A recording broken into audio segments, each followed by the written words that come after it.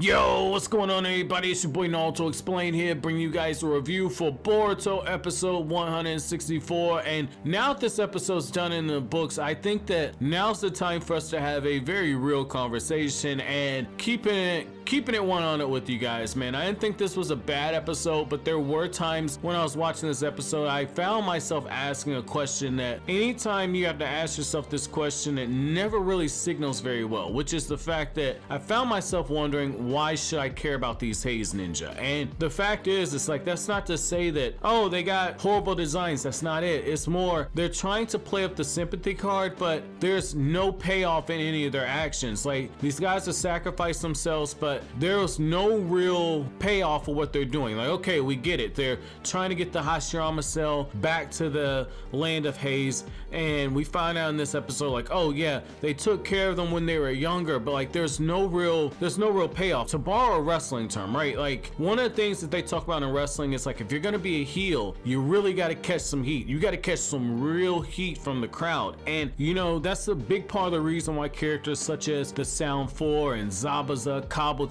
Hidan, characters like that, a big part of the reason why they're so memorable is they're able to generate a lot of heat, whether it be their personalities or whether it be the things that they were trying to accomplish, or whether it be the impact that they had on the story in a very short period in time. And when it comes to these Haze Ninja, I mean, we've been following these ninja off and on for roughly about 5 or 6 episodes now, and I don't feel like there's any real heat, and I don't think they've done enough to make them sympathetic. It's the same thing when it comes to literature, when it comes to writing antagonists, or in this case, we can't even call them antagonists. They're more so just obstacles that are standing in the way of Boruto and Boruto's teammates. They spend a lot of time saying like, oh yeah, the mission must come first, and we're doing this for our village. Our village's prosperity is what's best for us. But the fact is, it's like, there was no real meat to it. There was no real meat. Like, I get what they're trying to do. They're trying to do a callback to how Konoha was under the rule of the third Hokage, in particular the third Hokage before Minato took over, where the mission came first.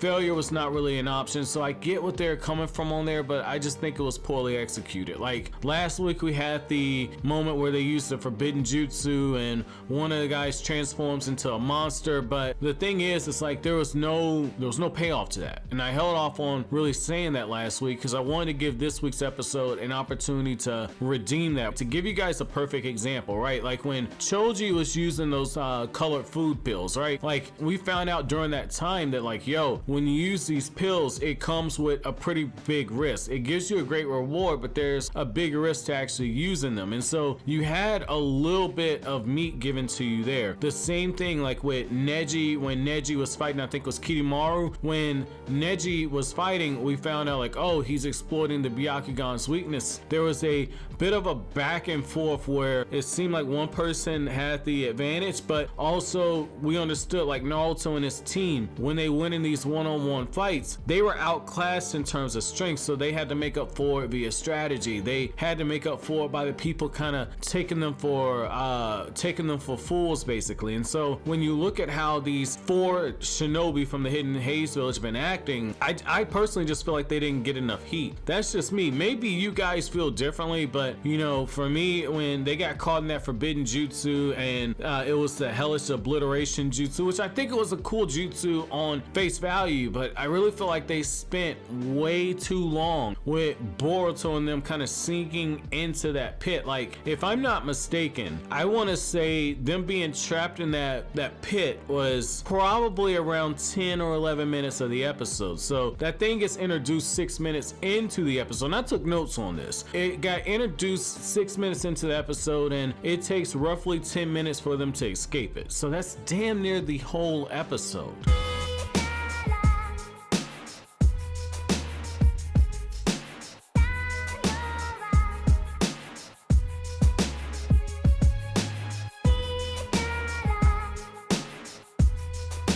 That is very slow pacing. The other thing is, it's like when you look at it, they took some time out and they tried to have the guy from the Hidden Haze Village say like, look, you have no idea what it's like to starve so badly that when food hits the bottom of your empty stomach, what that sensation is like. You were well fed, well taken care of. Like, those were very strong lines. That's probably the high point of the episode, because at that point it's like, yo, I get this. And when they had the flashback where, you know, you saw them kind of eating some soup and everything, I thought that was cool. Like, as young children being given soup at the orphanage, I thought that was cool. However, this is my thing on this. This is my thing on it. Like, that moment right there was too quick. That is not enough to give you real sympathy. That's not enough for you to get real sympathy in this matter. And so I thought that that was a missed opportunity there. I really thought that they should have built on that more. Like, I feel like we need more of what makes these Haze Ninja tick. Like, we have passing lines where they say like, yeah, you know, the village took us in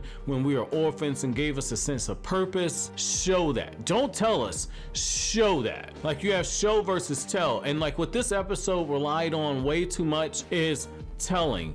There was not a lot of showing here. Like, you have moments of dialogue where stuff is kind of dropped in there, but it's not paid off with any type of visual representation. Like, you can't just sprinkle a little stuff here or there and expect people to be satisfied. I thought that, like, if you would have fleshed out that orphanage scene much in the same way that you flesh out the flashback where the guys are sitting there and they're eating the pear and you just see that bond, I thought that was cool, because they're taking this episode as a way to try and say like, look, these guys are like brothers, they got a bond, and they've been through so many trials and tribulations together, and it's heartbreaking once they end up passing away. And you have the line where one of them says like, yeah, make sure you put my earring under the peach tree at our village. Show us the fucking peach tree. Like, small shit like that. Imagine, and I know a lot of people kept up with Naruto Shippuden, and a lot of people skipped the first part of Naruto, so I'll just use Shippuden as an example. Imagine if Chiyo says just in passing like, oh, those puppets look like Sasori's parents, and then you don't get any of the flashback with Sasori,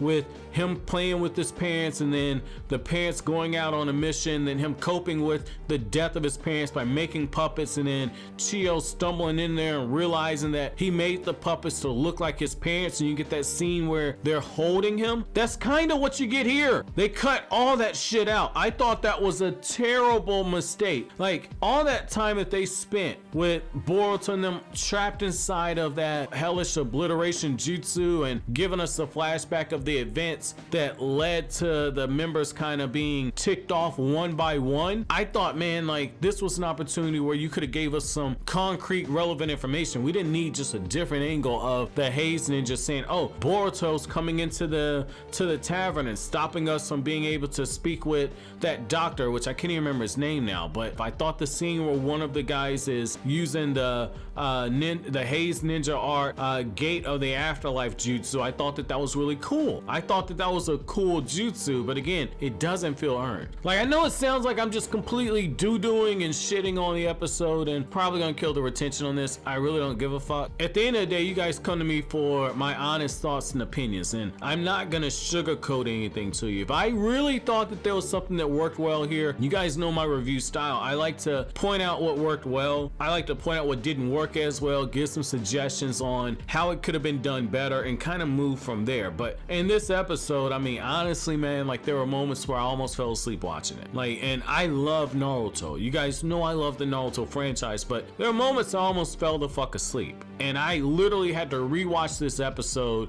and take notes. That way I was completely attentive. And this is one of the few Boruto episodes where I've had that happen. So I was not very happy with this thing. Again, I didn't think it was terrible because I understand what they're trying to do, but it's also one of those things where it's just like, you can tell this was an episode where they need to save money because this is a long arc. In the fight against Deepa next week, I mean, just from the episode preview, you can see a few things that are getting ready to happen. You can see Stardust using her Sharingan. You can see that the color palettes look to be a little brighter. lighter. You see that there appears to be better animation detail. Typically when you get to these big fights like this, they typically spend more on this. So I mean, I understand it, but again, I wasn't completely happy. However, I'm kind of rambling at this point because I was very disappointed in this episode. But my episode question to you guys, is going to be simple. Do you guys think that those Haze Ninja are sympathetic characters? And then the second question